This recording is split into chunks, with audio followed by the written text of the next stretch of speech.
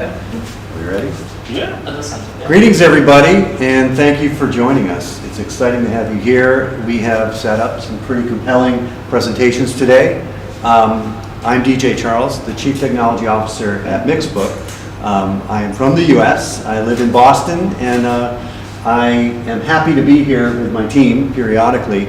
And we thought that we would capitalize on getting the community together when we were here in country as much as possible to try to learn from each other, try to develop and culture this community.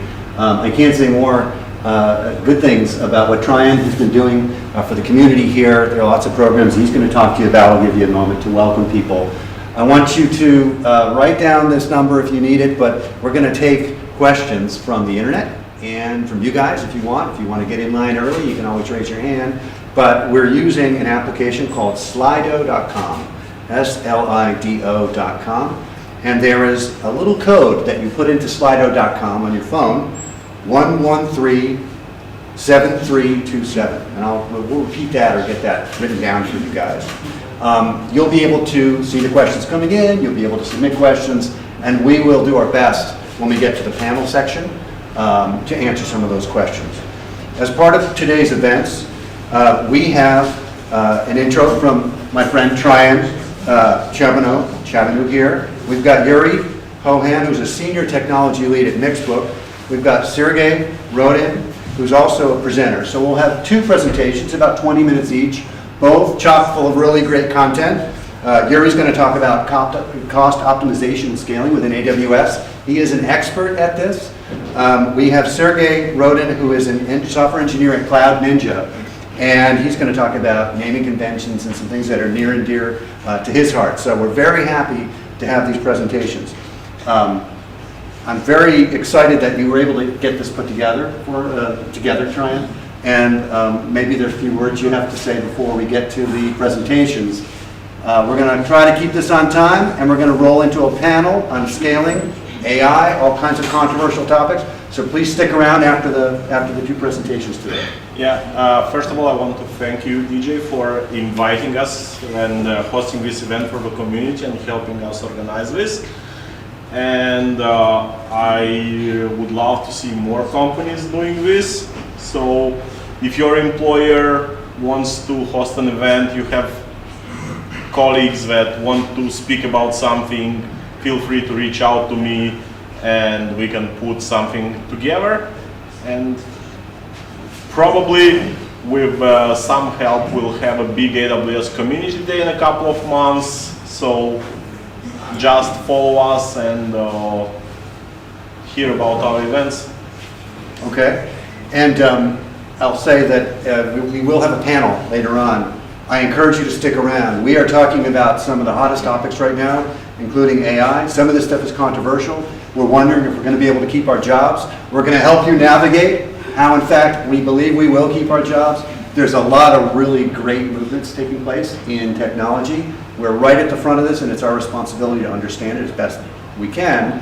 But to that end, we've got an amazing array of panelists, which you can see here on the slide behind me. And we are going to get into it, and we're going to get interactive, and it's going to be a lot of fun. So I'd love to welcome our first speaker with a presentation on how to cost optimize at AWS.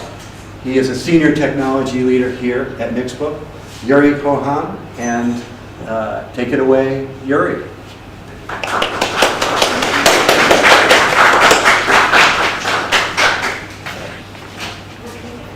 Hello everyone, we're getting deck on the screen.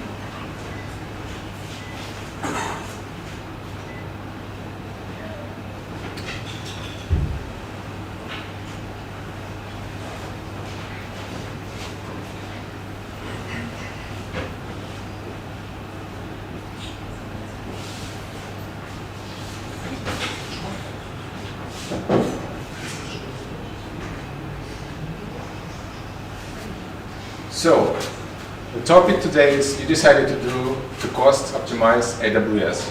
Where do you start? Has anyone today present did cost optimization for AWS projects? They used to take a lot of money, and one of misconceptions is AWS is usually expensive, and like usually it's a big chunk, and it eats up. If misconfigured, AWS can consume lots of resources. So if you get tasked with this kind of project,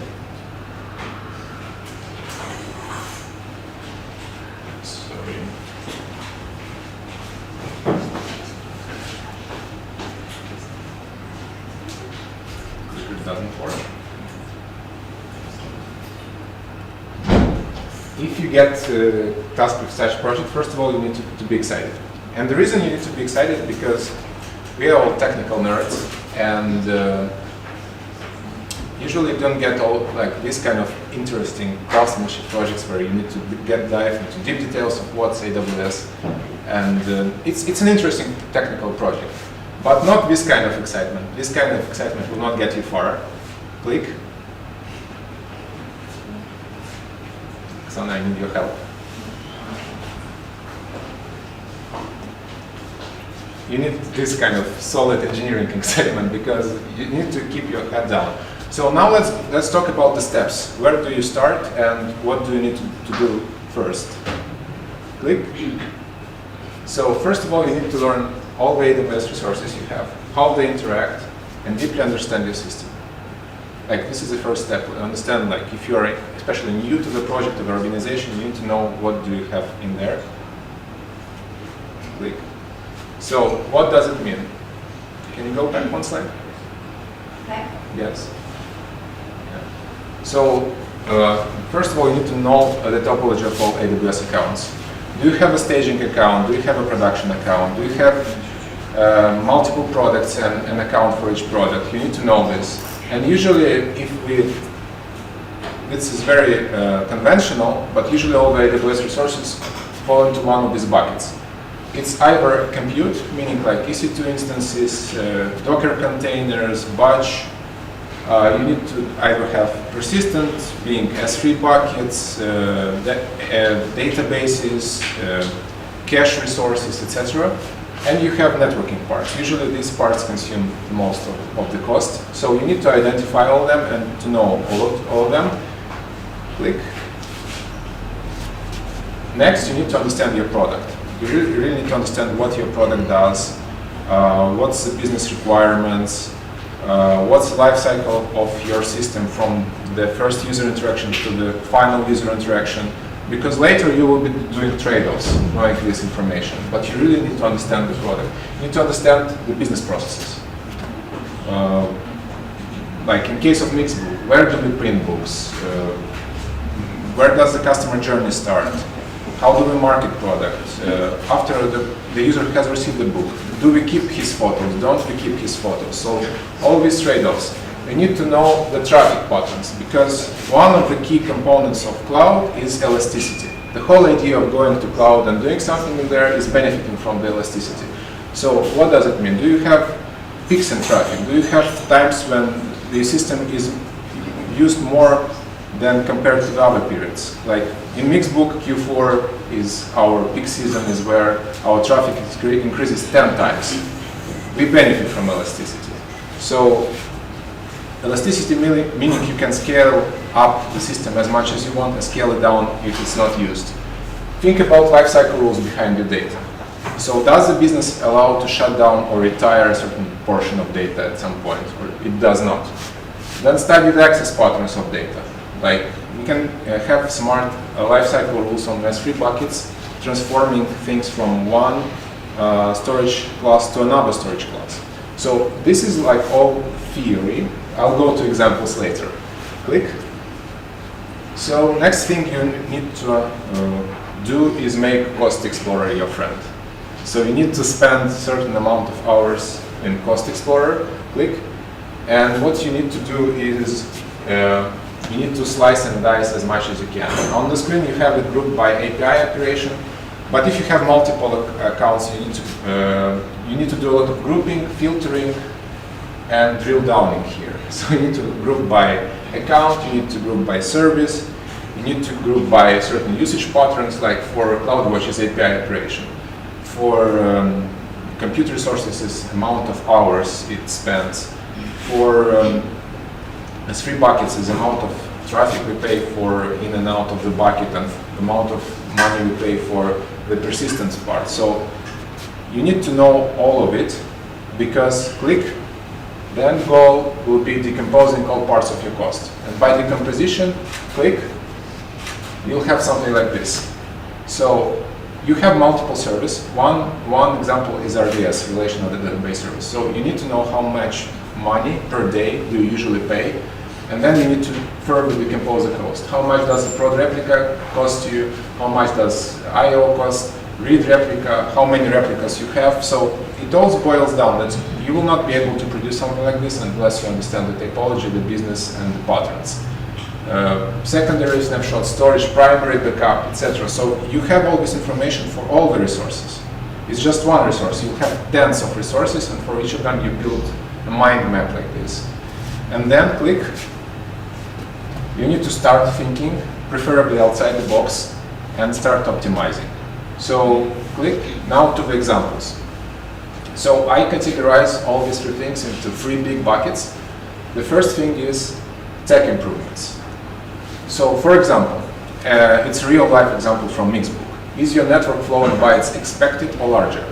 So because we didn't have VPC endpoints, our S3 traffic was our VPC traffic was going through the internet and to S3, and this is suboptimal. We introduced VPC endpoints connecting our traffic directly to S3 and not by NAT gateways, and by this we saved a lot of money. So this is just one example. If you studied your network and you know the patterns and you drill down, you can make the call. Is your network good enough or not? Obvious thing, usually you can switch to a new generation of compute. Recently, it's a trend of ARM compute. ARM compute on almost every resource is cheaper by at least 25%. Like for example, Fargate, by switching to ARM architecture, you are automatically saving the 25% of the cost. But this is just one example. So if you know your system better, if you know what kind of resources you use, you can think and approach in the mindset of, okay, how do I improve it technically? When technical is out of the way, you can further think with system, product, business improvements. So knowing your access patterns, knowing how popular is demand on your service, you can make scale up, scale down decisions. You can automatically scale up, scale down based on alarms, your, I don't know, Fargate containers or Kubernetes containers if you have them, based on amount of requests, based on CPU usage, and other metrics which are relevant to the kind of software you are running. Then you can also introduce life cycles to your persistence. So for example, we use photos a lot on Mixbook, and usually the photos are very much accessed in the first 30 days, and then the access patterns for those photos are different. So we can make certain trade-offs by moving photos from one storage class to another storage class in time, intelligently. But it very much depends on your system. Next is, do you have legacy objects? By legacy objects, I don't know. There is a part somewhere in the system which runs and you don't use it anymore, just because no one cared about it. And you'll be surprised. Usually, even like such small things as legacy objects saves lots of money. So it's usually an easy win, like low-hanging fruit. Another axis you can go is prepaid commitments. Very simple. You can do all upfront for services, and it saves you money. Like for example, you know you are on a certain level of database class, or you know you will be spending certain hours of compute during the year, and you can commit to it upfront, and it can save you from 20 to 40% of cost, based on how much you pay upfront, how much you can pay. You can play with it on AWS website, and depending on the service and how much you pay upfront, how much you pay throughout the year, you can save lots of money. And usually, if your business is more or less stable, it's an easy decision. So, as you see, you should not limit yourself only to the tech improvements or the product improvements. It's much. You need to approach this systematically and holistically. Click, and costs will start going down. They will start going down, and at this point, they are going down to an acceptable level. And you might think, okay, my job is done, I can move to the next project. But it's usually not as simple as this. Click, You need to watch the community. And I'll give you two examples of how watching the community helped us this year at Mixbook. Click. So this year, 2022, Glacier IR storage class was introduced. And it was made in heaven for Mixbook. So we stored petabytes of photos. We store a lot of photos, and we need it to be cost efficient. And we were talking, okay, what do we do with photos? When it's time we start retiring those photos, and what do we do with them?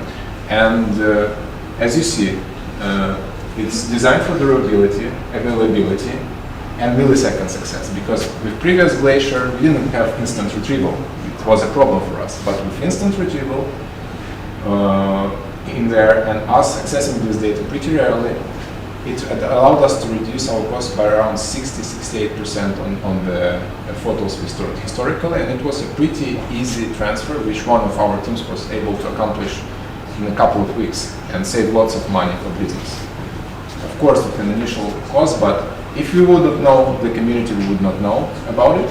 Another example, we'll talk about quick AI more today.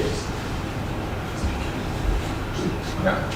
But you know that if we talk about AI, usually it's how do you infer those models fast. And usually you pick GPU-powered instances for that to be able to fit into the memory the large models you might have. And GPU is good, but there was a special compute created by Amazon for it, which is called and released last year, Inferential 2. So Inferential 2, there is a link in my presentation with more details and benchmarks, but usually, depending on the kind of model you are having, it allows you first to speed up the time to infer something from the model, and also cost optimize by at least twice. So that's why for our AI inferring, we are planning to use Inferential. So staying in touch with community will allow you to make the right decisions as the community progresses, your system progresses, and if you click, you need to set up thresholds and alarms, because no matter what you do, things will get out of control, because it's software and it's alive. And it can be based on volume of traffic which hits your servers, it can be based on how your code base evolves, it can be based on many different things.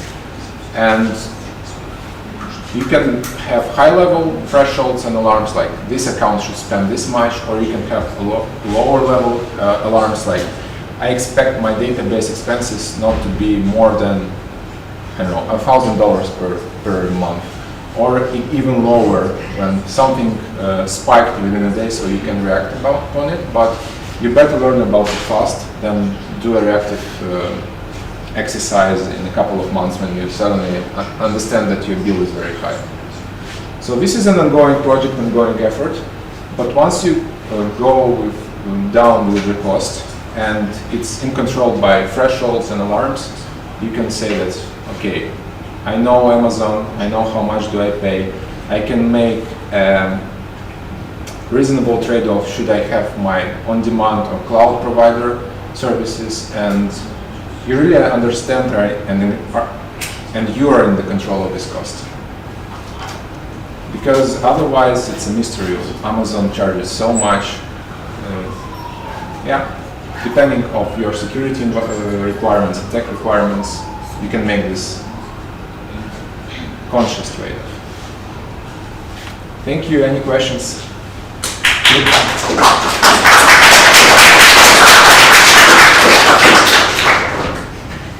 What about using cost allocation tags? For example, for a course, for any department, do you use them? No, we don't, but yeah, tagging is one thing to understanding your system. So you can tag everything and understand where it comes from, but kind of know our systems in and out. Yeah, we don't tag it. Anyway, maybe just a recommendation, I suppose that every Amazon object should have a lot of tags, and one of them should be cost allocation check. it's really useful to understand which department, maybe even to have tech with lifetime. We have a good practice. Yeah, I agree. Depending on how complex is the system, you might. At the point when we had a couple of brands under the umbrella of Mixbook, we used to tag. Now we don't tag anymore. But this is a good suggestion.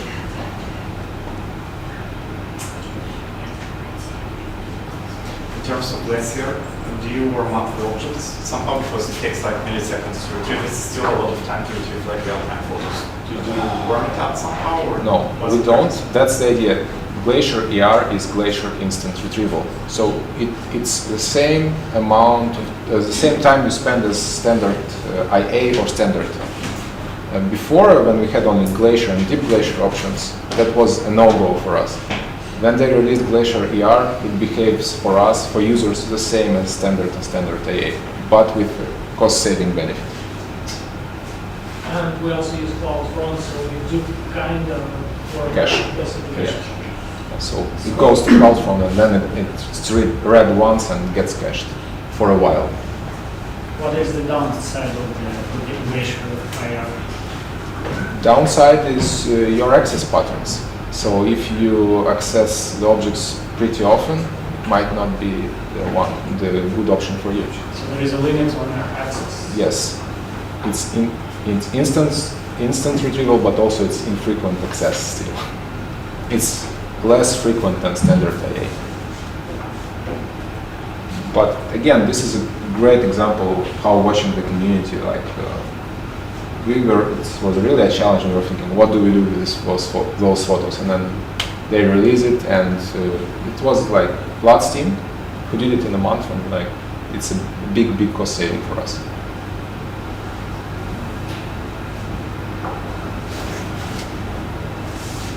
And the instances you mentioned, INS2, or what's the name of it? Like the one for visual. For AA? Yeah. Inferential. What is used for? Like graphic one for image processing, or like what's the So when you do AI, you have two things. You need to train the model. This is task number one. Second is you need to use the trained model to produce some results in the runtime. So this is called inferring. Inferring is usually during the inferring part you have a large model which takes gigabytes, and usually you need to fit it into the RAM. You need very fast memory for it. But inferential is even faster and specifically tailored by Amazon for inferring tasks.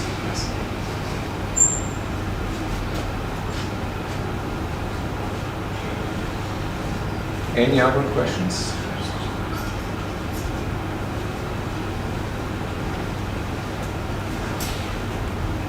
No, then I'll. All right. Thank you, For the Yuri. next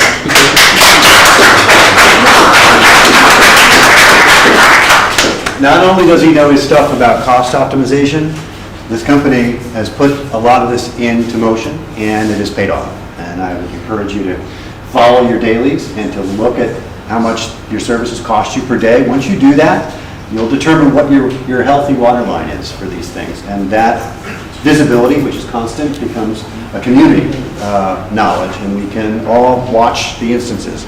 It's very easy to keep drives attached. It's very easy to do things that may not be front and center for us. And Yuri's been just an absolute beast at finding our threshold.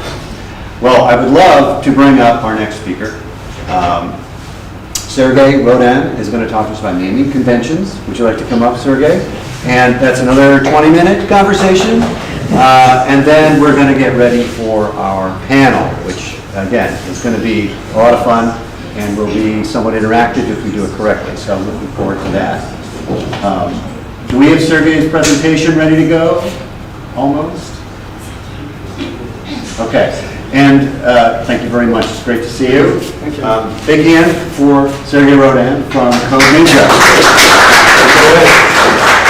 Hello, everyone. My name is Sergey Rodin. I will say click when I need the next slide. Click. My name is Sergey Rodin. The last 15 years I'm doing clusters, availability, all that stuff. And these days I call myself Captain Kubernetes. or Cloud Ninja, because I know some Kung Fu. Yeah, next slide, please. Can you? Yeah, this is the slide. This is me on KubeCon 2023 in Netherlands, in Amsterdam. Okay, next slide, please. Thank you. So I want to talk about naming conventions. First of all, what is naming convention? It is a set of rules that define how you name variables, functions, all that stuff that that you read every day. Next slide, please. And a good naming convention can help you to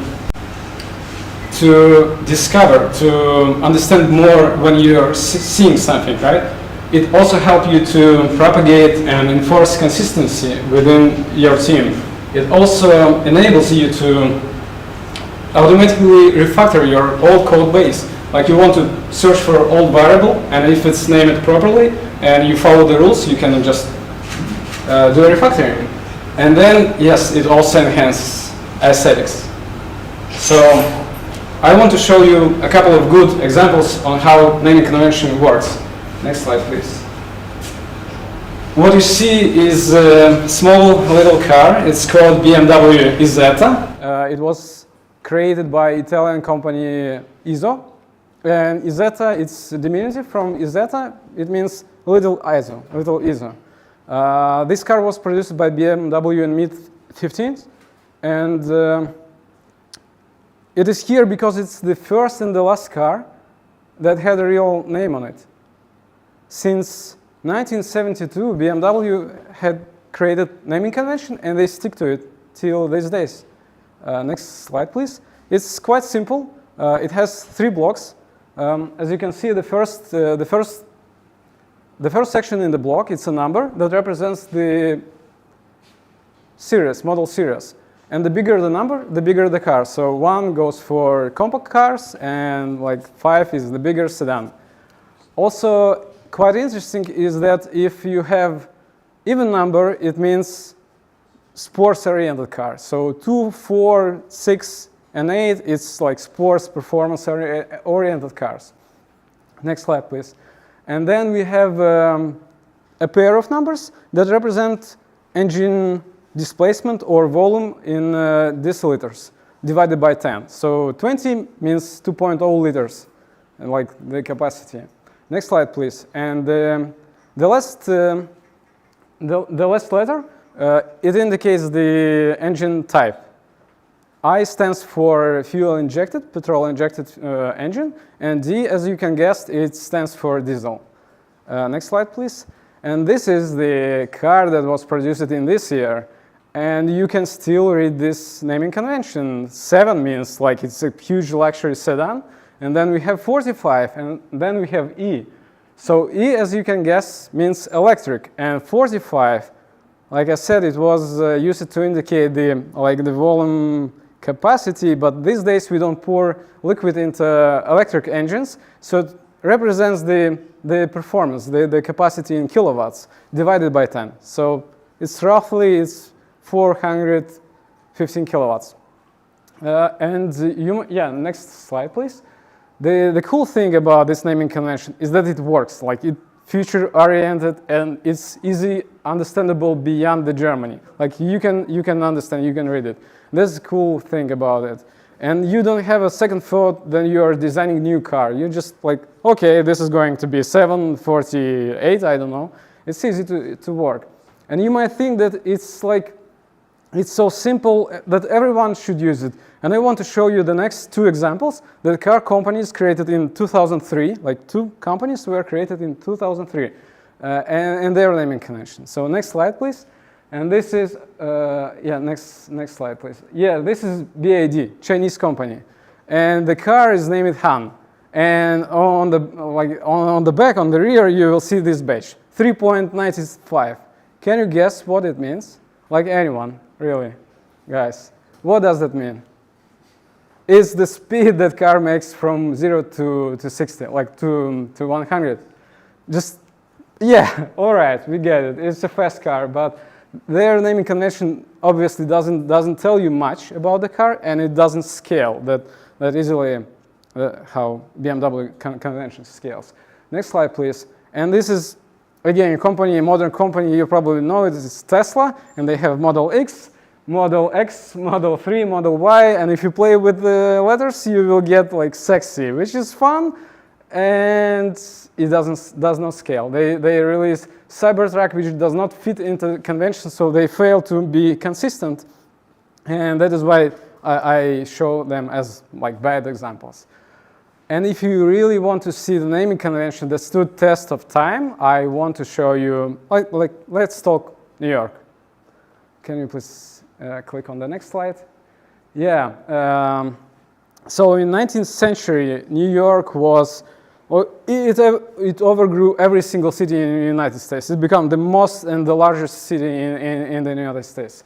And so they called a commission to create a plan on how to map the island to distribute buildings, all that stuff. And the plan is pure genius. Next slide, please. So the island was can you please click on the next slide? Yeah, this one. So I want to show you. They basically have created a rectangular grid and split the island on like the small sections. So vertically, what you can see, it's the street that is called Avenue. It's a broad street. It's large street, two-way street. So vertically, we have avenues. And from east to west, it goes First Avenue, next slide. Then we have Second Avenue, next slide, please. And then we have Third Avenue, like quite simple, straightforward system. Next slide, please. And with streets, we have exactly the same approach. It just splits and divides the island in like horizontal with an addition of geographical like location. We have suffixes east and west to identify it's either east coast or west coast. Next slide, please. So yeah, we have this beautiful grid. Next slide, please. And the power of the system with this naming convention is that you can easily understand when you have an appointment on certain intersection, you can visually understand where this intersection is. Next slide, please. I will show you. You just have to learn the map, and with some time, you will get the good feeling and sensation on where this intersection is located. So 5E57 works like sort of chessboard. You know the location of that object, and it works really like it's just cool. I want to show you the next slide. It's the Dakota building that was built in 1886 in the middle of nowhere, like really. And then if you look at this building these days, next slide, please, you will see how perfectly it fits into the grid system, and it's just cool. I like it. Next slide, please. So the next thing I want to talk about is not a naming convention, but rather an approach to it. And it was introduced by Sir Dave Brailsford for Team Sky. British cycling, honestly, it was a crap before him. And with him, next slide, please. Yeah, it's him. So his philosophy, let me talk quickly about his philosophy and why it made Team Sky so successful. So he had this idea of aggregated marginal gains. The idea is simple. If you deconstruct the win of cycling team on Tour de France, you will have a lot of things, not just like training program, not just physical abilities, not like just genetics, a lot of things. And if you are going to improve every single thing by 1%, you will get a huge amount of benefits. And that's exactly what he did for his team. Next slide, please. Yeah, this is the result.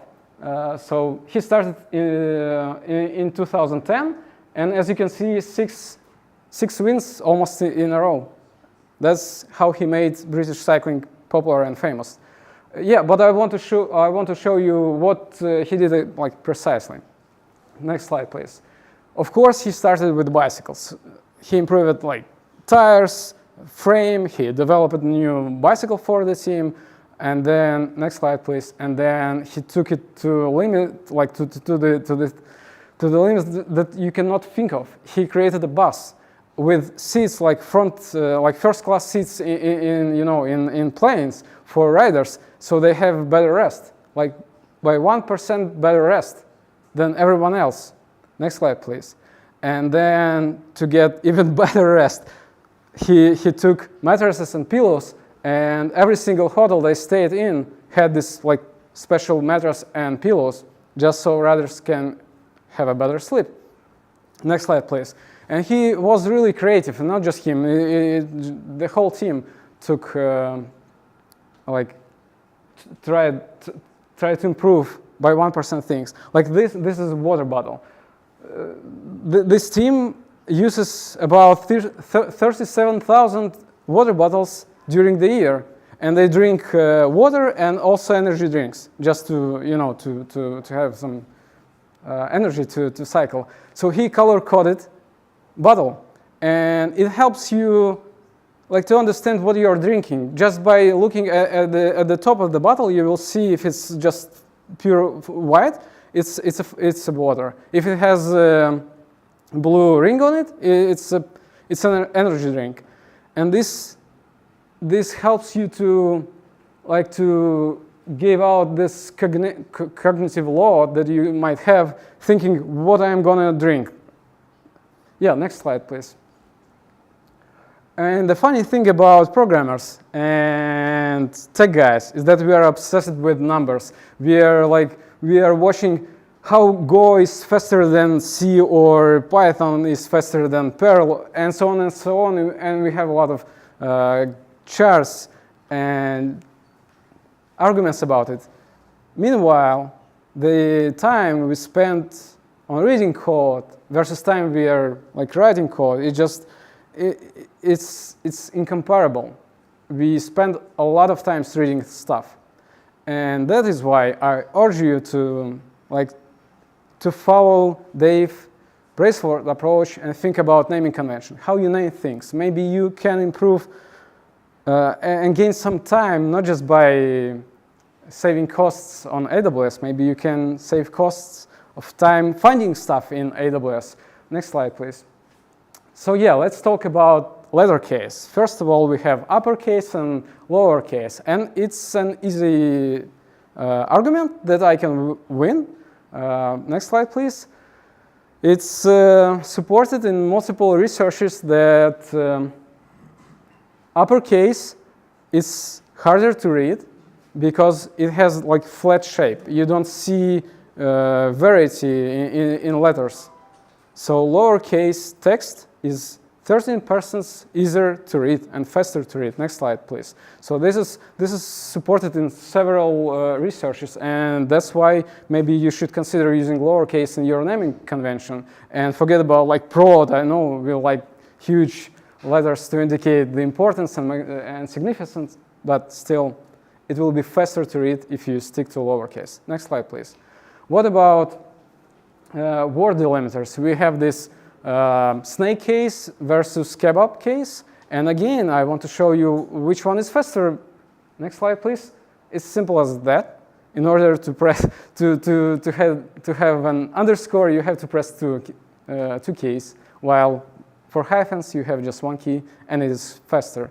That's why I suggest you to use hyphens for naming your stuff. Next slide, please. Let's talk about, okay, this one is going to be more difficult to argue about, but I will try. So environment placement. In English language, it's sort of comes natural to speak it, to name it like this, Dev API node. It sounds good, it sounds right? Still, we have the second option, which is node API dev. Environment goes either first or last. And which one is better? I will try to show you. The first, next slide, please. Of course, if you, next slide, please. Of course, if you read in AWS console, you see a lot of EC2 instances.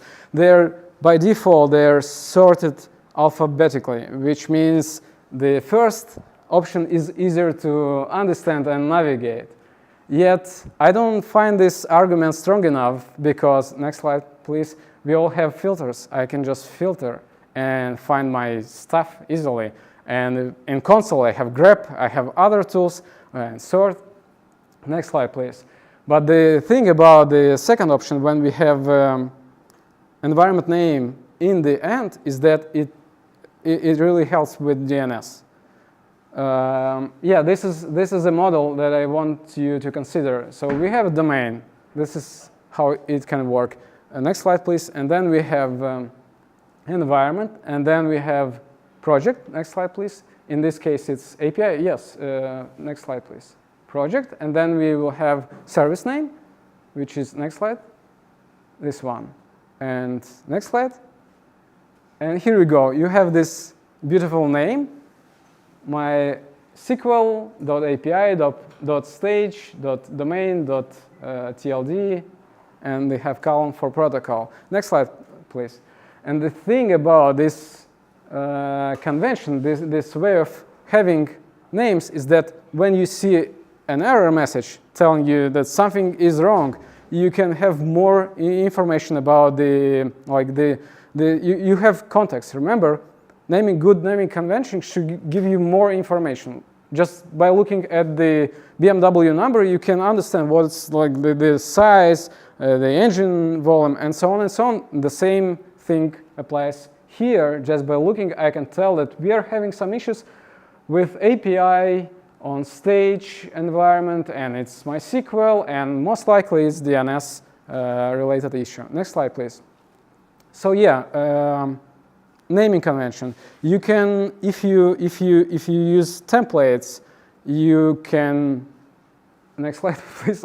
Okay, I forgot how it looks. Okay, so with templating, it's a great support to your naming convention if you are using templates. If you take the model I just showed you previously and try to template it, you will have to define domain name, environment, and project on top, and then, next slide, please, you can create extra variable that will have like project domain. Next slide, please, and then you will simply add service names to it. Next slide, please. So if you propagate this template idea into your tooling, Terraform, CI/CD system, Helm charts, .env, you will have, next slide, please. You will have the lever to control your environment on scale. It really works this way. The simple idea that can help you. The next slide, please. Yes, and the power of having good naming convention is that you can predict the names. Like last time we had a deployment in China, and the manager wanted to prepare documentation for the customer. He asked, like, what is the domain name we are going to provide with? And if you don't have naming convention, you will have hard times trying to find a good name for it. But if you have naming convention, you just go like, of course, like this. It will look like this. You just replace things in the middle, and that's it.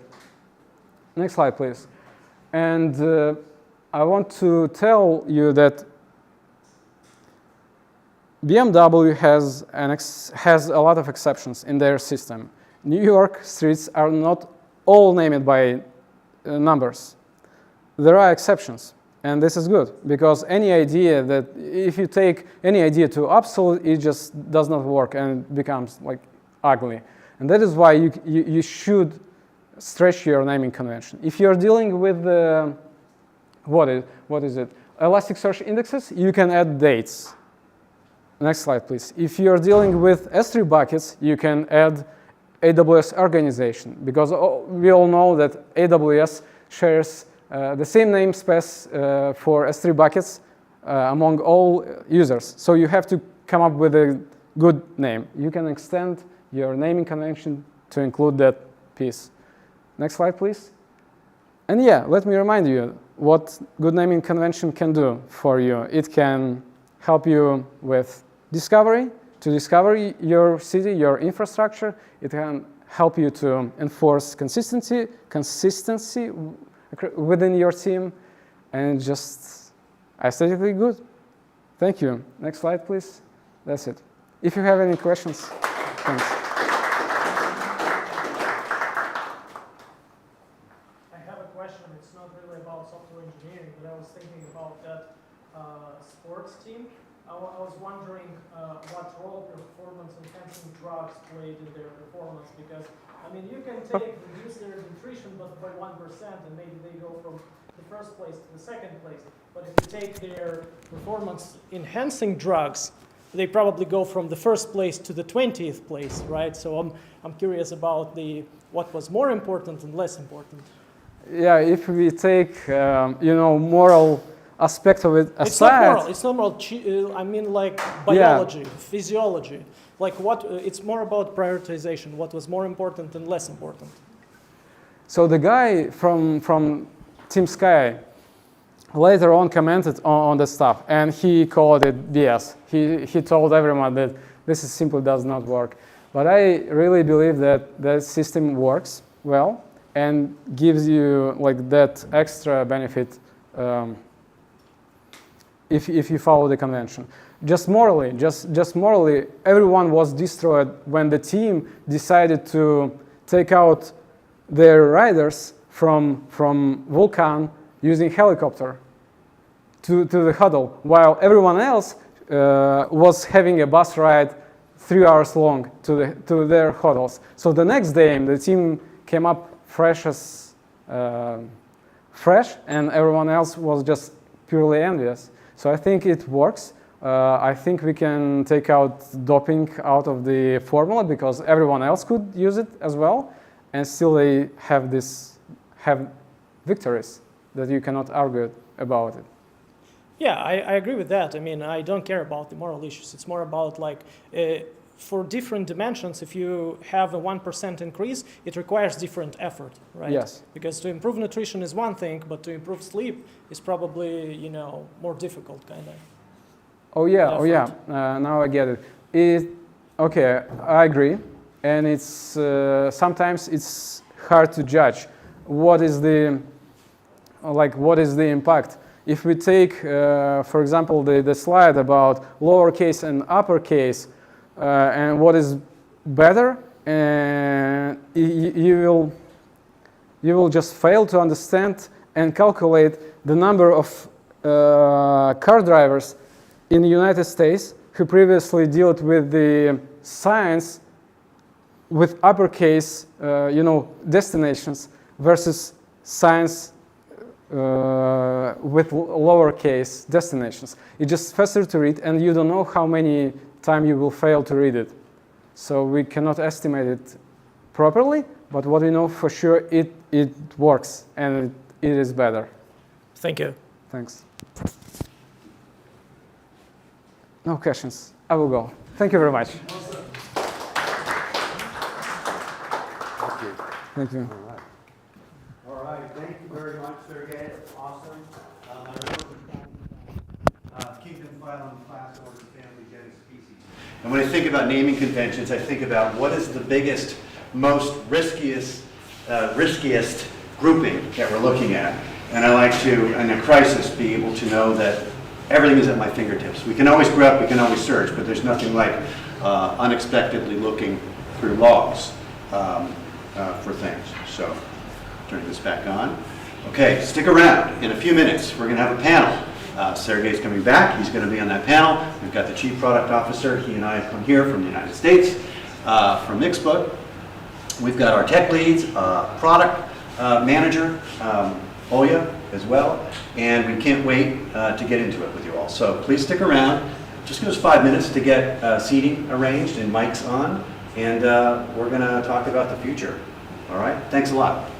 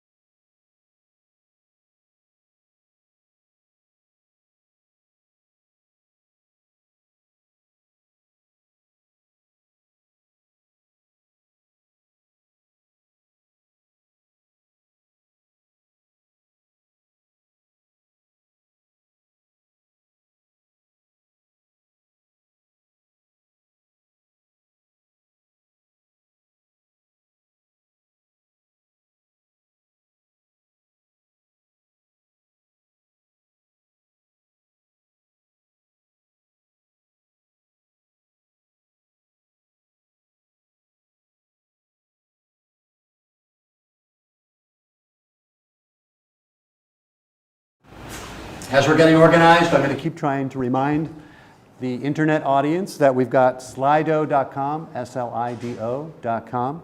If you put in the event code 1137327, 1137327, you can join the interactive questions list there, and we will do our best to get your questions to the panel.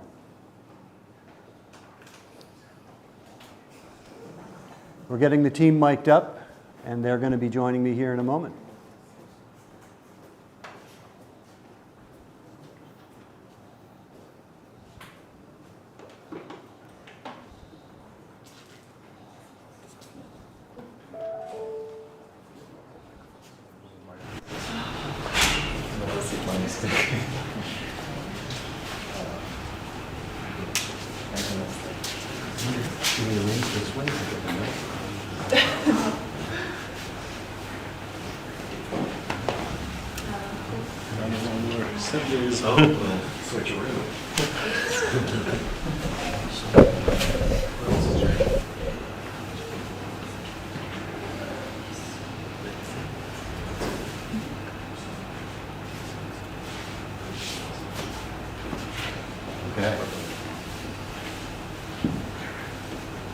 Okay. Welcome, everybody. This is so exciting. We have a special panel for you today. I'm your moderator, Chief Technology Officer at Mixbook, DJ Charles, visiting from the US. I'm happy to be traveling with my colleague on the executive team at Mixbook, David Newhoff. He's our Chief Product Officer. He's been in the imaging space for a long time. He's also an expert at a lot of things, and he's a very strong visionary, so it's been a blast working with him. And I'm also traveling from the US with Michael Stripmatter, wave your hand. He's a senior technology lead and runs a lot of the innovations happening in our mobile group. They're doing a lot with AI, they're doing a lot with computer vision, and it's exciting to have Michael here. It probably makes sense for you to, for the internet audience again, to introduce yourself. We'll just sort of go down the line here. Hi, I'm Tryon.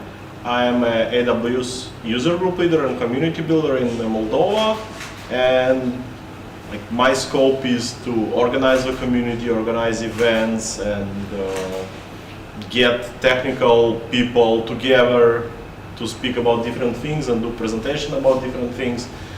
And in the free time, I enjoy flying, I enjoy traveling, and I spend a lot of time with my puppy. Awesome. And Michael, I gave you a quick visual intro, but feel free to tell people who you are. So Michael Sturmetter, I live in the San Francisco Bay Area, work for Mixbook, obviously, and been doing mobile for a long time, all in photo companies, and so a lot of work recently with photo analysis and using AI and machine learning for all of those things. It's a really exciting space to be in, so it's definitely exploding right now. Awesome. Yuri? Yuri Khan, I'm a senior tech lead at Mixbook Moldova. I've been in software since I was in school, from the Olympiads, and my biggest passions are around systems, around databases, AWS included, but I'm the guy who usually solves a lot of problems with DB queries. Interesting fact, Yuri is our local professor of many things. He is very good at visualizing, very good at taking lots of information and presenting it in a format that allows people to understand things, to learn about what we're doing. So I affectionately refer to Yuri as our special professor from time to time. He's not only a brilliant technology lead, but he loves to impart knowledge, and it's a great thing that you're here in the community and in the company, so thank you, Yuri. And if you're here earlier for Yuri's discussion about cost optimization, you saw just that. Dave? Great. The man who sailed around the world, I like to tell people that. Well, thanks for the intro. David Newhoff, Chief Product Officer at Mixbook, and great to be here today. Great to be in the beautiful offices of Mixbook and in this wonderful, gorgeous country of Moldova. Little country, big heart, it says it at the airport, and I really love that about the office here and all the people that I come across here. So really looking forward to this discussion and our role in shaping the future of storytelling. Awesome. Olya Medvedeva, please introduce yourself. Yes, my name is Olya Medvedeva. I'm product manager here at Mixbook. I am passionate about solving user problems and in general making lives better for our users. I work for Create team. We are trying to make the creation process as fun and memorable as it could be, and so that our customers they come back to us as often as they would like to. Thank you. Awesome. Well, with that, we said that we would get into some real-world problems, real-world solutions. I think it would be, we're going to take questions, of course, but I think it would be great for you to understand some of the perspectives here from a product manager. And so I'll ask you right now, we'll just get the panel started, if that's okay. Yes. My question for you, Olya, is what customer problems are we solving? And how can we make our solutions impactful or maybe future-proof? Thank you. I'm sorry, before we start passing on, do we need a mic? Or can everybody hear us the online? panelists in the middle? Can we here? check that? Because I understand that during my presentation, people could barely hear. So, Okay, we're going to make sure we have okay. good mics. Sorry. Yep. Okay. Yes. Olya. Yes, thank you. So, Mixbook is about photo books, or it used to be about photo books. And what is a photo book essentially? It's a memory, a cheat sheet for your memory. So you open the book, you see a photo, and you remember something. The photo book is static. People come to us, make that book, and they kind of open it over time and try to remember what was happening and what emotions did we feel. As you understand, creating one, it's not that easy. It's very difficult to preserve your memory, to create an artifact which speaks for your soul. That's why it's a problem that is very interesting to solve. People used to do photo books long before the software was created, so we did like some scrapbooking, we did some like albums. Now you have more advanced technology to do so, but it's still very difficult. And it's still static. And when you think of the tool that can improve it, you think that the memory should be preserved as intact as possible, not in a static form, but in a form which really visualizes it for you. So that's how we're thinking about our future. We are trying to apply technology to make memories alive. And here, Amazon really can help us, and we can use the latest technologies of the cloud to basically sprinkle that technology into our software and to project it into the future. So, one more thing. We should make it not only live, but also magical for the user. And to make it magical, we really should use the latest state-of-the-art technology and to make it as fast as possible. Because when you're thinking about something, when you're remembering something, it pops up immediately.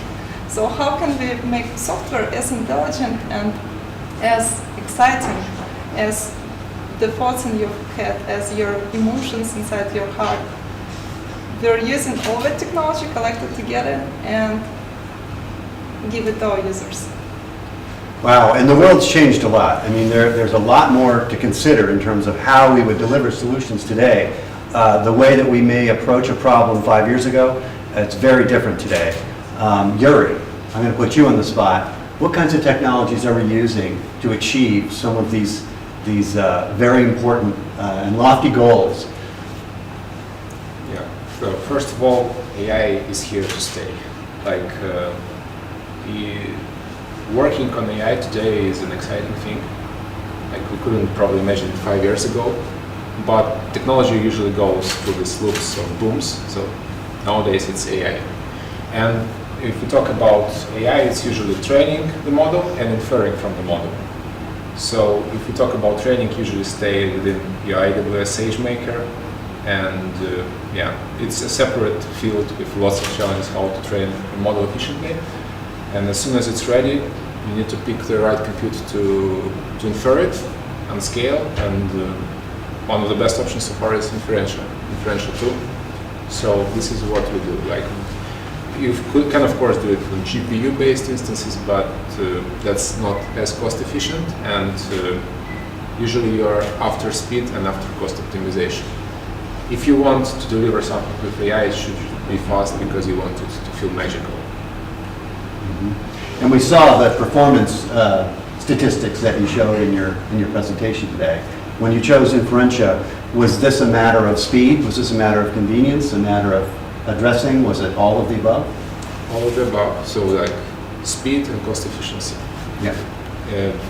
AWS AI services are not that cheap, so you want to keep the cost under control. You have on-prem solutions, like for example, we used AWS recognition to recognize faces on the photos and labels on the photos. But imagine you have a flow of, I don't know, 1 million photos a day, and how you can go to the page and do the maps really easy and find out how much you're gonna pay. If you're gonna train the model to analyze each photo and you're analyzing millions of photos per day again, you need to project how much will you pay for that. And if it's sustainable for the business and if the AI components bolster your product that much, that this money will pay off. Can we build these things ourselves?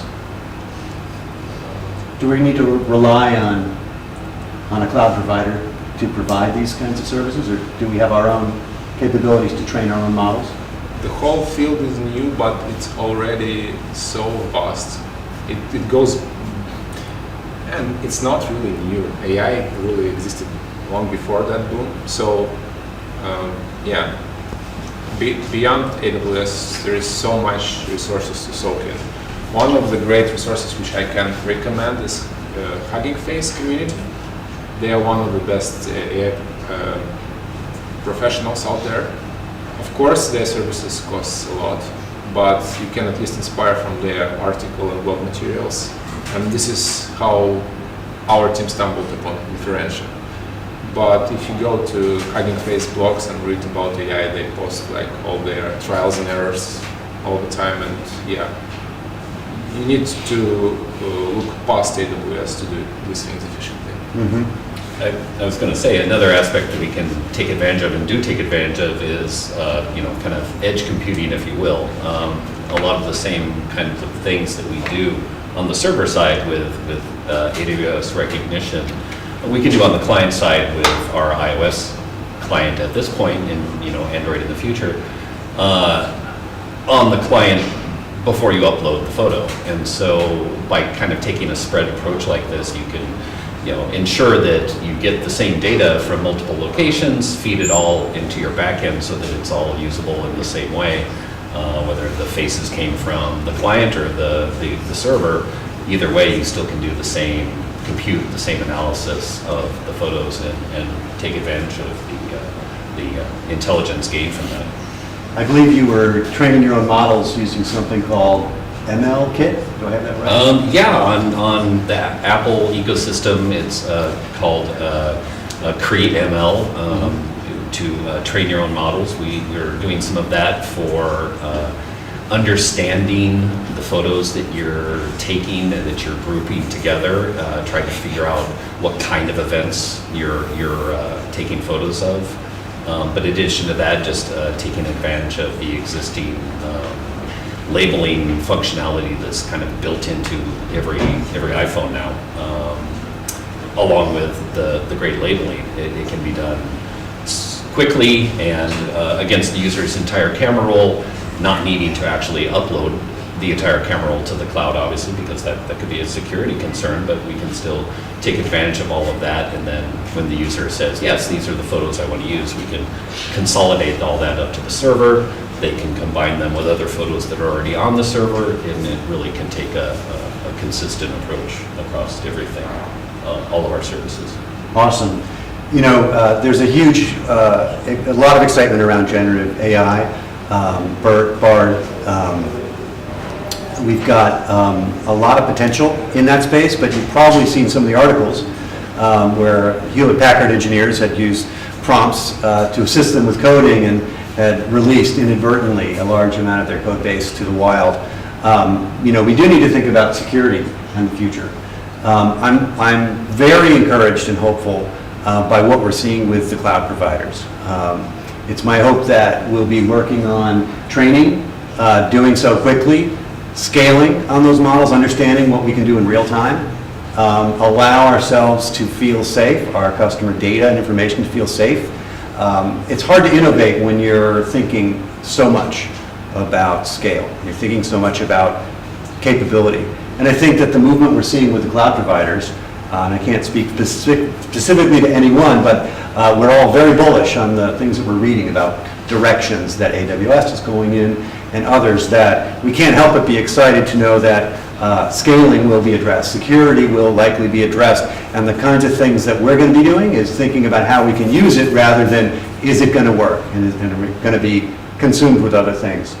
I'd like to ask our Chief Product Officer, David Neuhoff, about so many companies who are looking into Gen AI. We're surely seeing a surge of companies trying to find a differentiator and trying to find differentiation in this landscape with generative AI and leaning into AI in general. What is it that makes Mixbook and our leaning different in this landscape? Great question. Well, at Mixbook, everything comes back to our core purpose. In Mixbook, we're on a mission to empower creativity and deepen human connection. We believe that as humans, we live our best lives when we're creating and when we're connecting. And when you engage in the art of storytelling, you make a deeper connection to those memories, and those memories have a voice. And in the voicing of those connections, you get to learn a lot more about yourself and in your connection to others.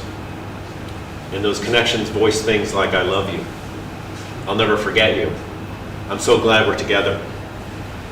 And that mission is at the core of who we are and what we're building. And we hold a really important thing in our hands as product and engineers. And that trust is not something that Mixbook will ever let down our customers.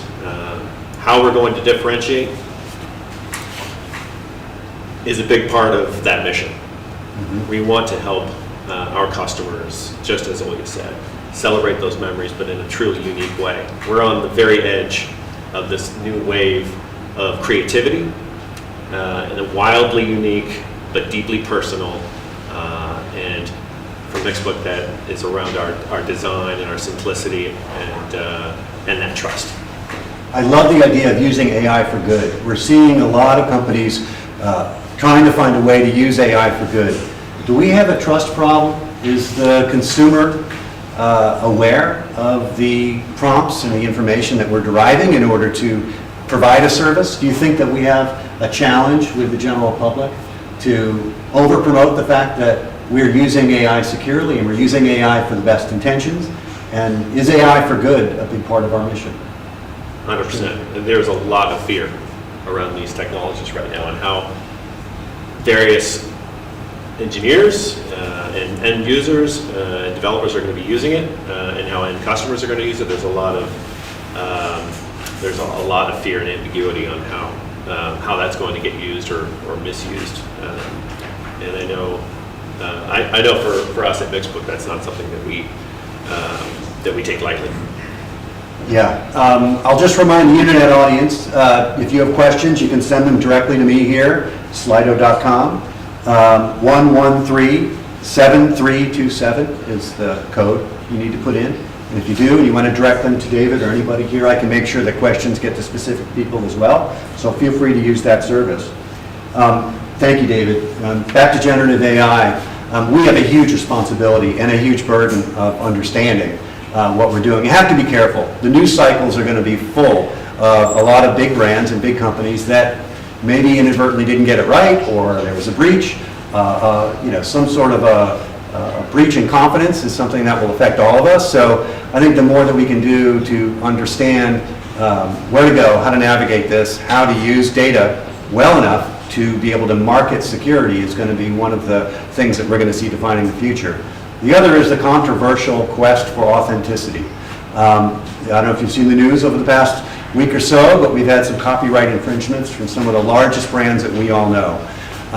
We've had also social backlash from companies who are using AI to depict images and stereotypical images of certain cultures and people. So, there's, with any big movement comes some degree of discomfort, and we have to be willing to understand where that's coming from and the importance of that.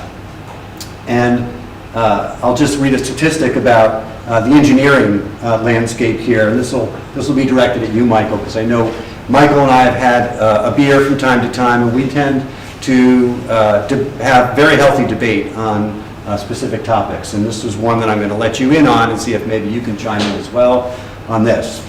So you've undoubtedly seen the dire predictions about how artificial intelligence will wreak havoc on the workforce. Most notably, investment bank Goldman Sachs predicts ChatGPT and similar forms of AI could trigger the loss of 300 million jobs around the world.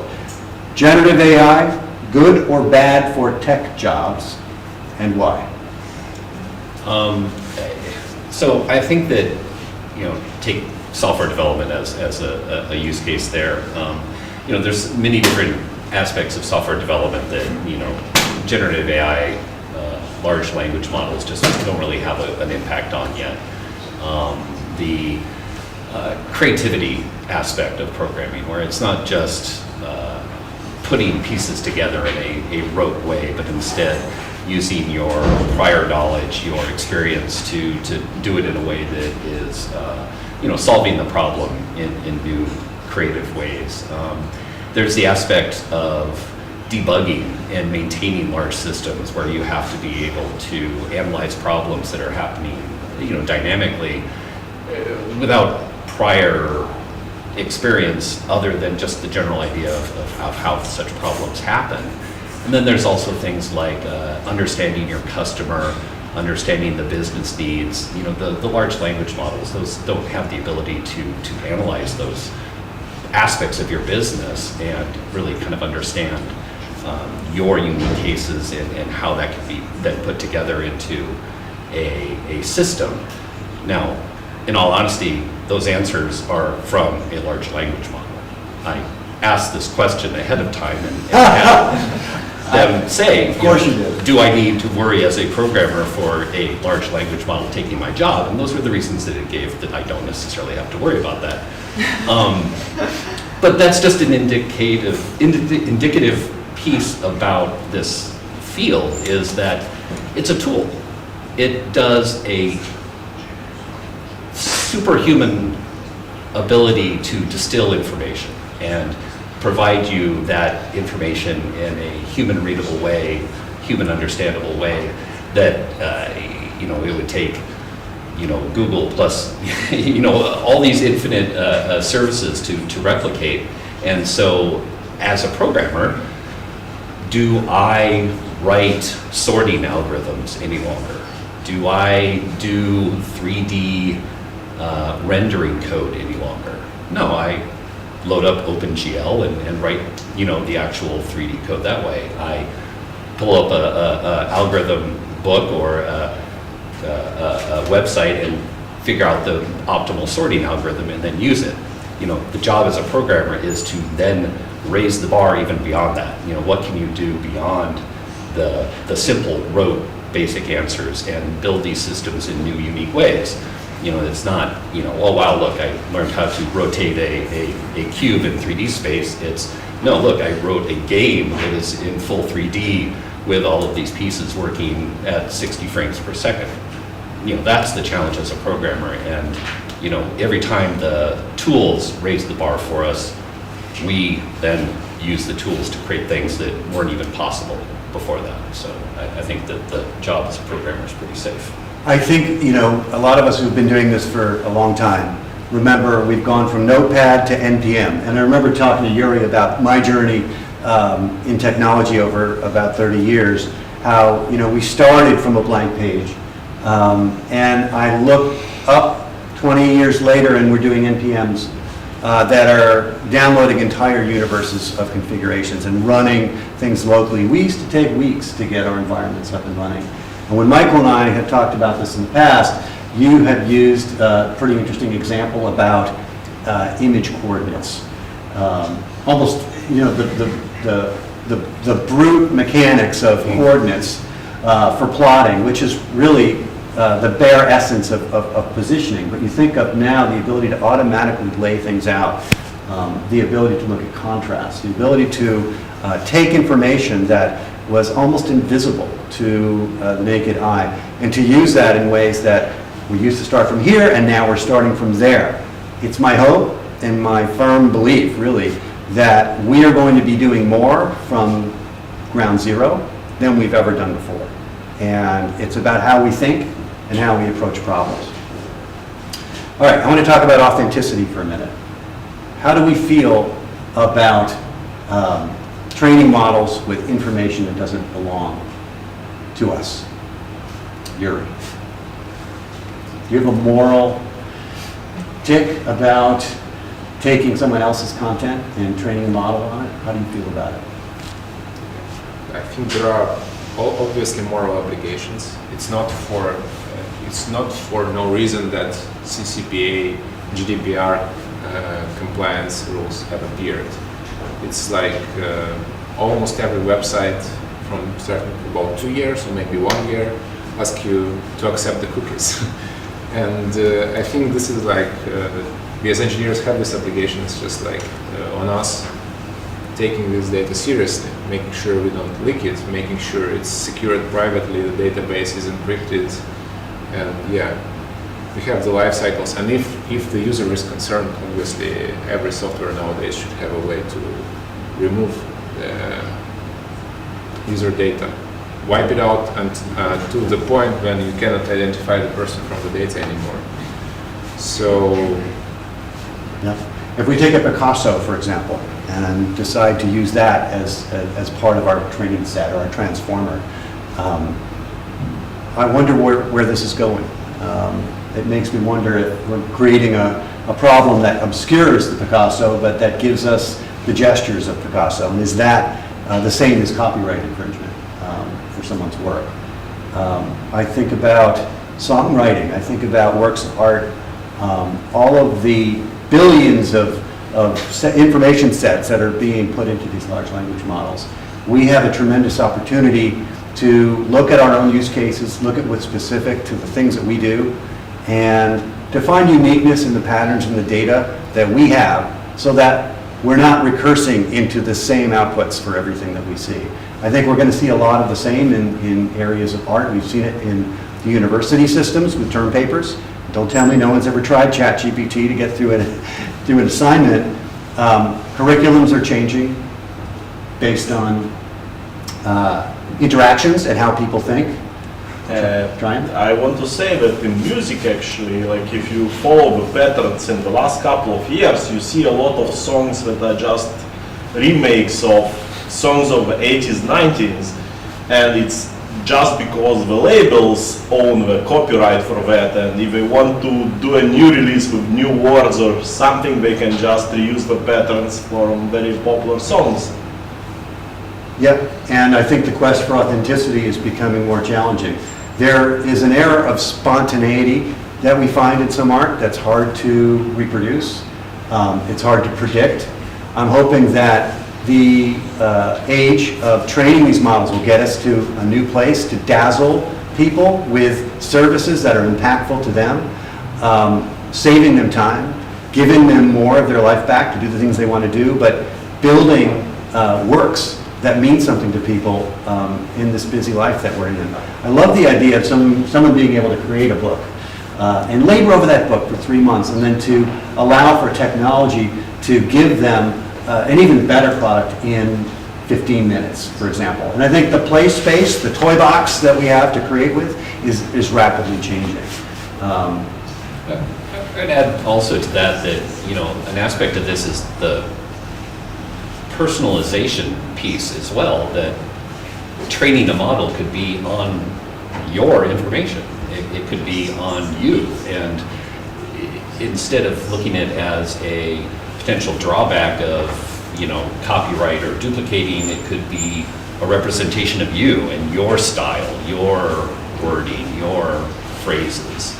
And you know, as a company that's all about building a personal product, I think that that's a really exciting angle for us to investigate, is, you know, that ability to, you know, create helper for your own style, for your own personality. Which also opens the door to the fraud landscape. And how do you feel about the possibility to be fooled? And I mean, very convincingly fooled. I think that, you know, with all of those technologies will come the technologies trying to find them.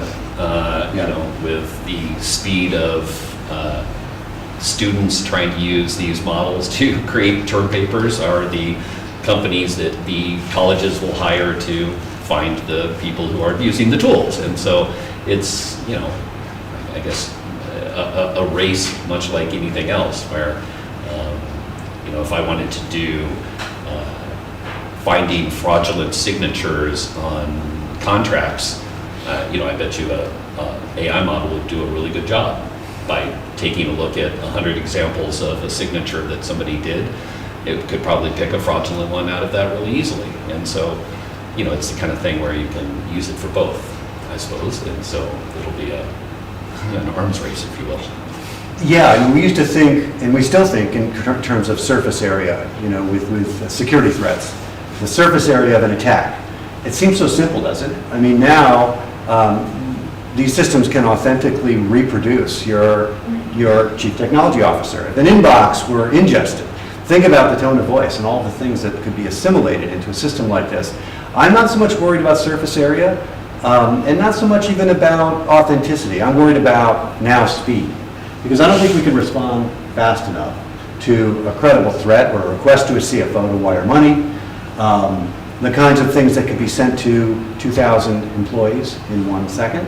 The probability that someone would engage in that is something that would make it hard for the biggest info security teams to even. But that is one of like the good products in AWS, where it's fraud detection. And if, for example, it will analyze all your transactions and see that typically your pattern is maybe wiring $1,000 to someone, and when you wire $1 million in random day at midnight, it will automatically flag it as a fraudulent transaction. Like, I don't like to call it AI. I can be the black sheep. I don't like to call it AI. Like, I call it trained models. And I have a colleague which also says we are far away from AI, because AI will understand in a millisecond, like, for example, if it has a moral implication. And I love to play with ChatGPT and feeding it the trolley problem, or how my friend says, like, especially with the new Tesla Vision, like they kept the cameras and they took all the other sensors away, and he says, imagine like that there is no training for a couple of people that are stoned doing nasty things in the middle of Santa Monica Boulevard, and no one of the engineers thought of putting that in the model. How will the Tesla react? Mm-hmm. And like I always, like, one of my favorite books is Inviting Disaster. I don't remember the exact name. And especially from in aviation, you learn from, like, you know, bad things that happen. And nowadays, like, more and more car manufacturers try to get, like, predictive AI, like, models of, like, preventing accidents. So I would not love to have, like, a fully autonomous car, but I would love to have a car that, you know, it understands that if a pedestrian jumps in front of it or something happens, it will just press the brakes. Or if there is a potential, like having like the Internet of Things, the connected things, if one car is coming at a high speed from an intersection and your car is coming from another intersection, it's connected to the traffic light, then it will prevent a possible accident. Like TCAS in airplanes, like it knows that they are on the same level, flying the same course, you get a warning. And then if the pilot doesn't react, it just separates the altitude.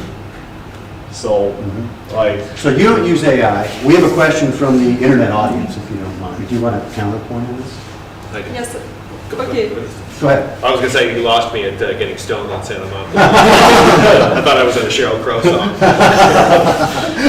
But getting just back to this moment of disruption and back again to some of the fear, and technology doesn't wait. Disruptions like this don't wait. And they don't have guardrails. This is the industry, there are businesses, they're looking for those guardrails, but the technology is not going to wait for it. I remember when internet was first on the scene and the fears about, I would never do online banking and I would never, I would never do my mortgage. I mean, now all that's out the window. There was another disruption with mobile. I think we're at the precipice of yet another really big one, and it's going to ask big questions of humanity and of businesses. And I think the value of something like AWS from a business point of view is exactly what you said. It gives us some guardrails to ensure that the trust that we need to deliver for our customers.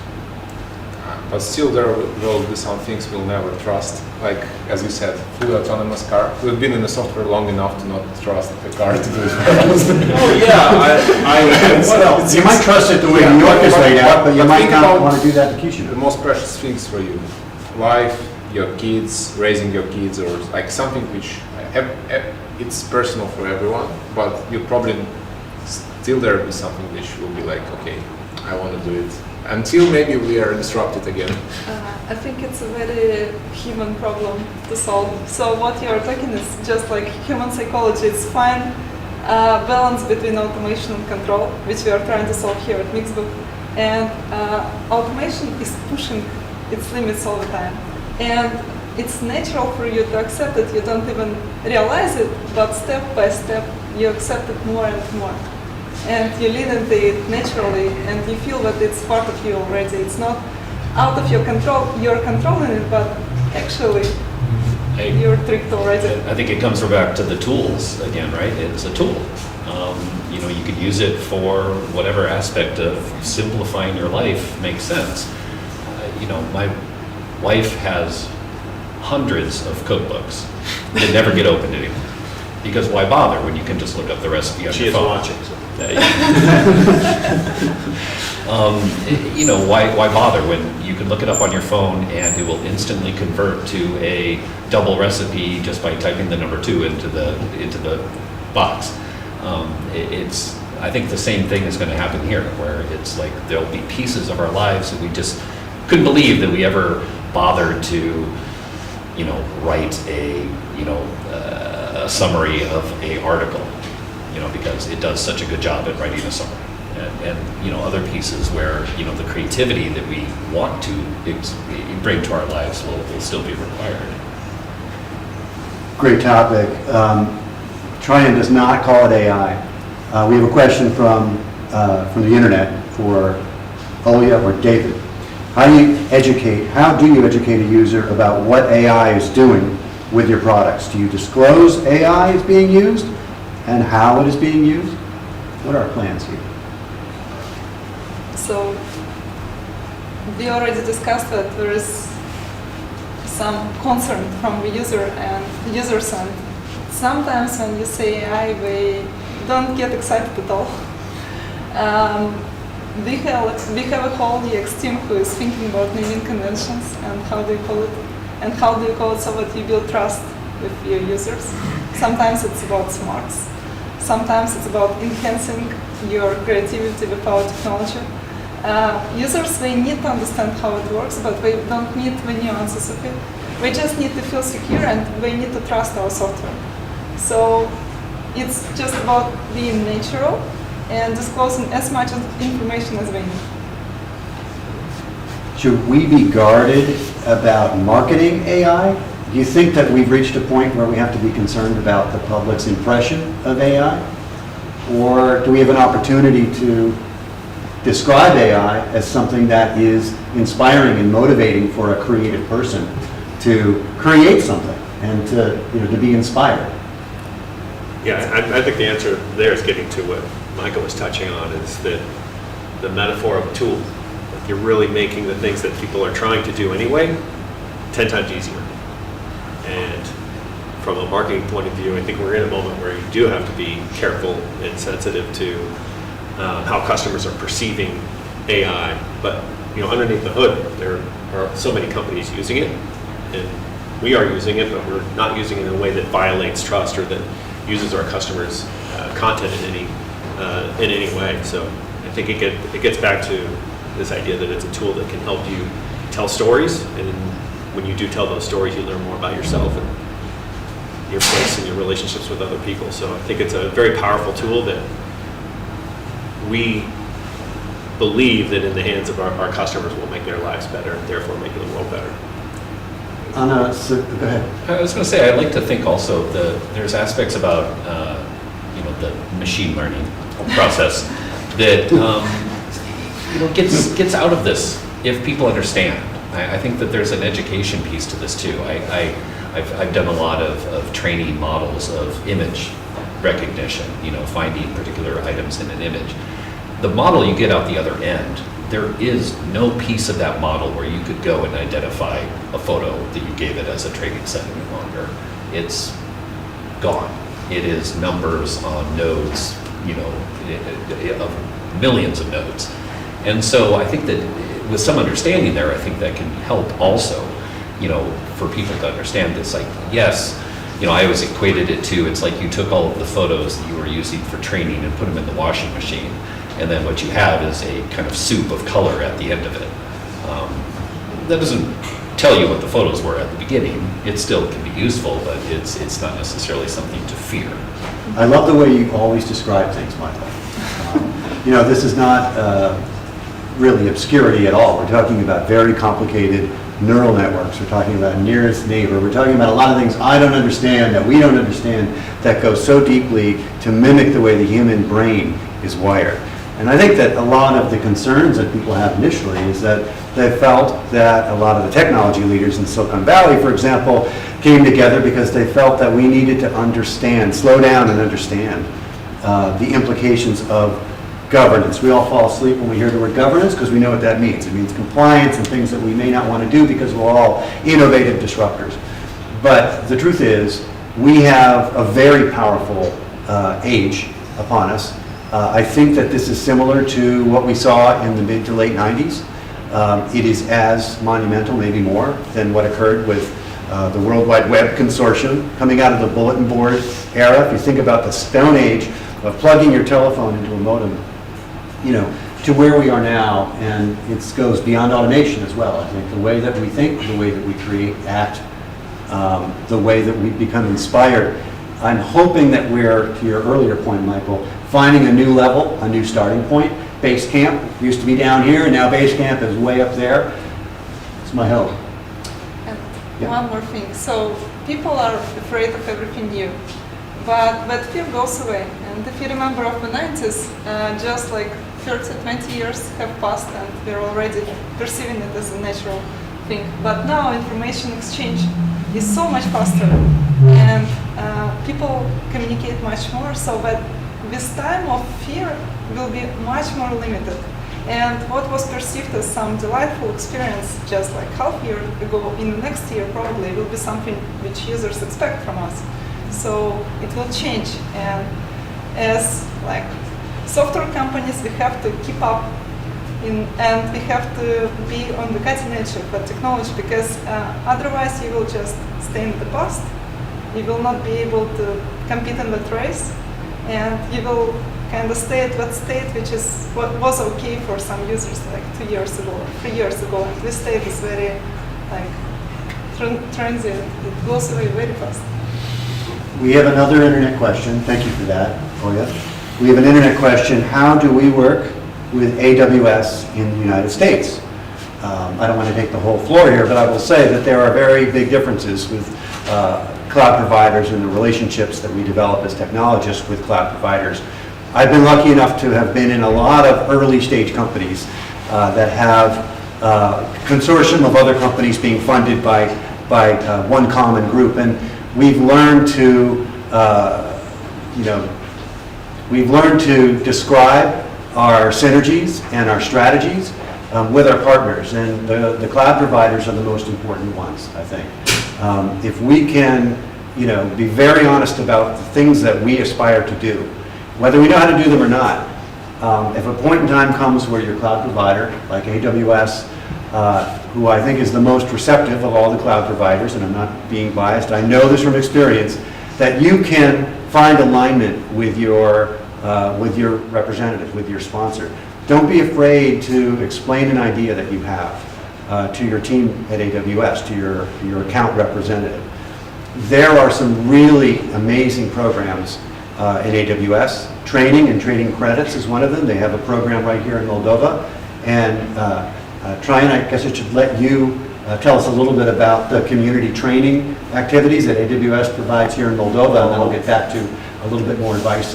Yeah, so AWS is very customer focused. I've been very happy to work with a lot of people, including professional services team, technical account managers, and in the last 2 years, the developer advocates and community managers. And so first of all, we have the amazing AWS Skill Builder, which has both a free and a paid option. So you can learn the basics for free. If you are an AWS partner or you are a company which works with AWS, you can get a subscription as part of your monthly payments for the cloud services. Then there are community events, like for example here in Moldova we did the AWS Essentials training. We are planning to do some more advanced training. We are planning to partner with the local universities, and there is a program now going on called AWS Cloud Clubs, which encourages people in high schools and universities to start the Cloud Club and promote AWS cloud knowledge.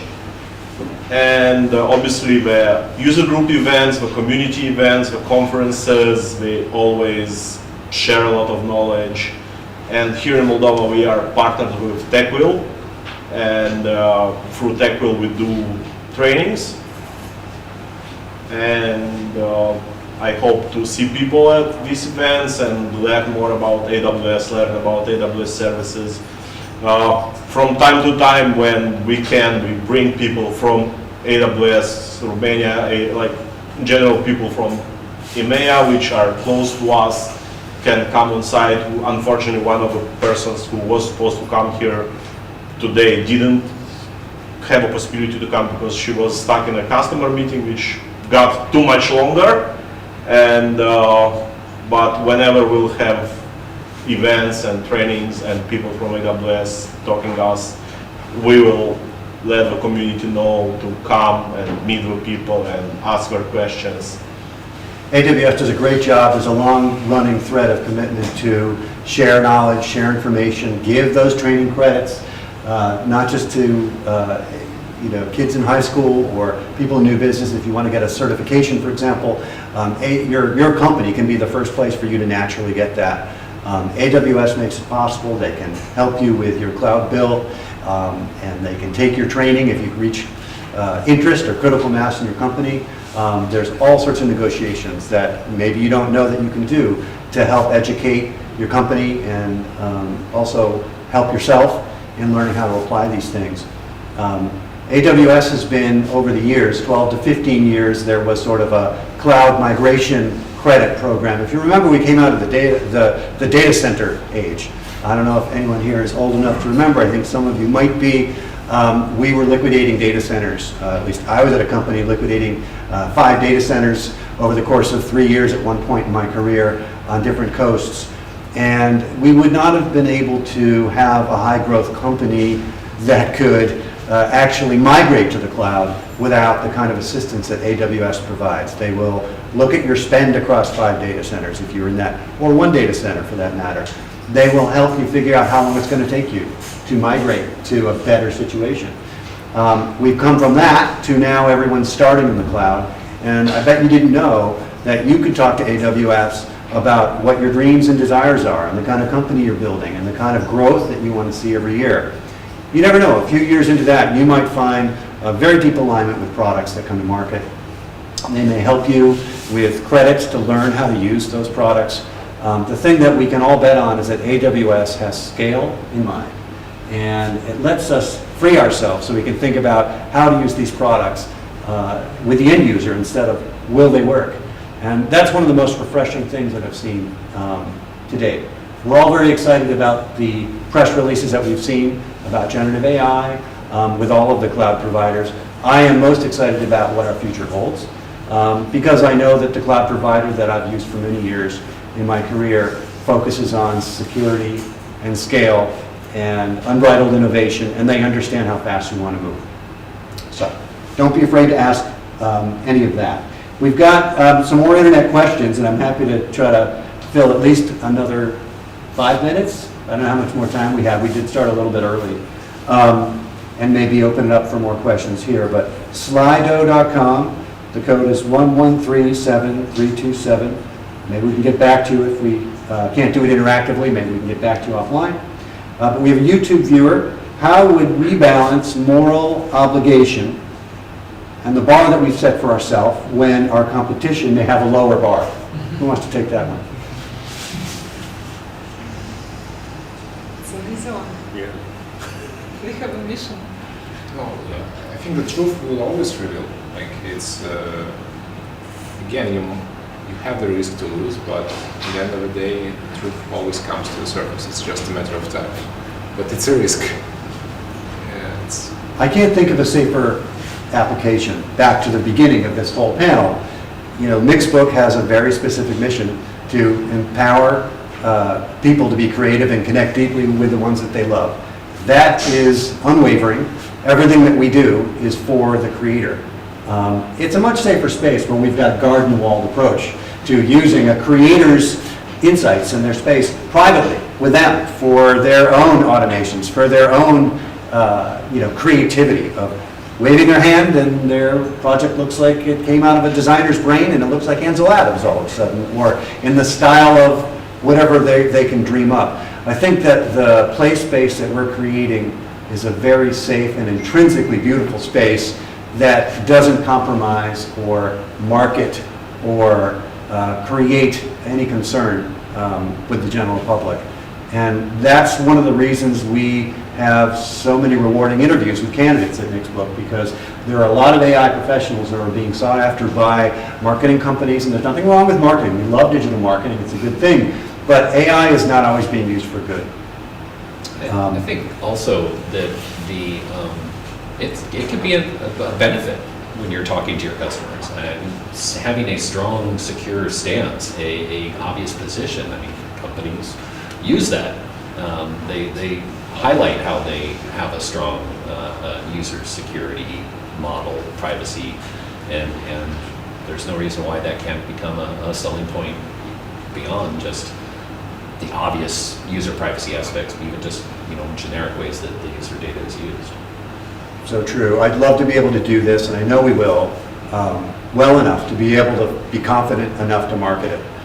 And I want to say that with confidence, from a technology, from a science landscape, from that perspective, I want to air gap as best we can these insights and use them for deep personal creation of amazing works. And I think that we have a lot of fun at Mixbook for that reason. We're all dedicated to that. And I think the future is going to be really exciting. Happy to take any questions from anyone in the room here today. Feel free to raise your hand. We'll give it another 5 minutes if you have anything. Anybody? In terms of AI, what do you think are the boundaries for Mixbook in terms of using AI, especially in photography? Because I think the mission is still somehow to keep the present moments or past moments like as real as possible. And then you have the AI which kind of transforms it into a cartoon. Okay. If you go deep. So for me it's interesting to know your vision about like using it within Mixbook. Like where are the boundaries that you would use? Okay, the question was, for people on the internet, where are the boundaries for how we're using AI in general? I paraphrase. Who wants to take it? Well, I'll take that one. Just I think there's a customer answer there and a mission answer, as Ilya pointed out.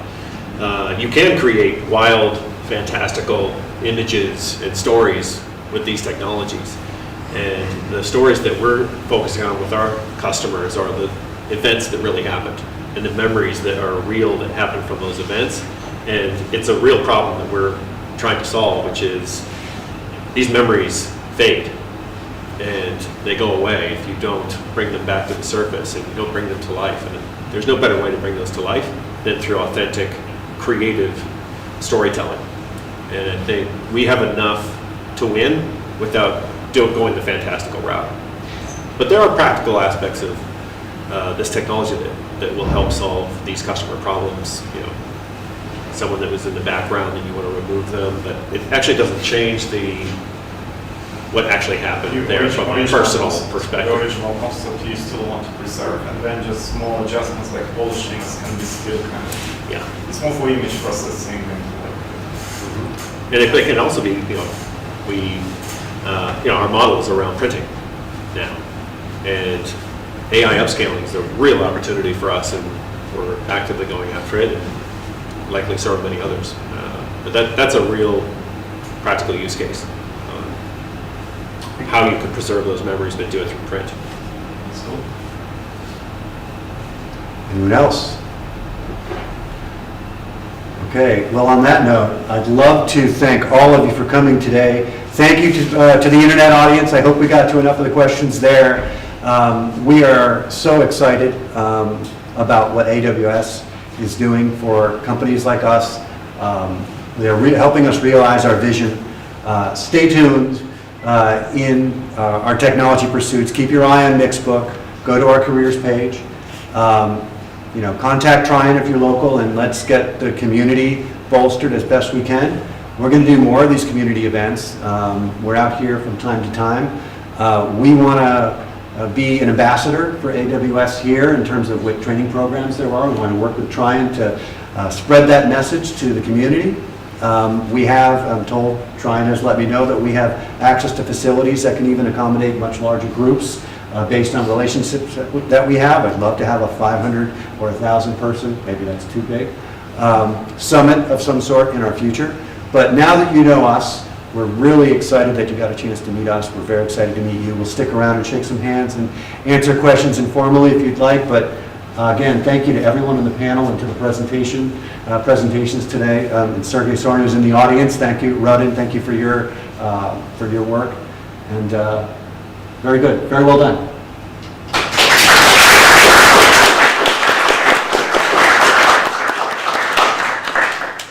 Please don't go. We have a networking session. We're waiting for pizza and we have some cold beer. All right. So, Networking, yeah. pizza, cold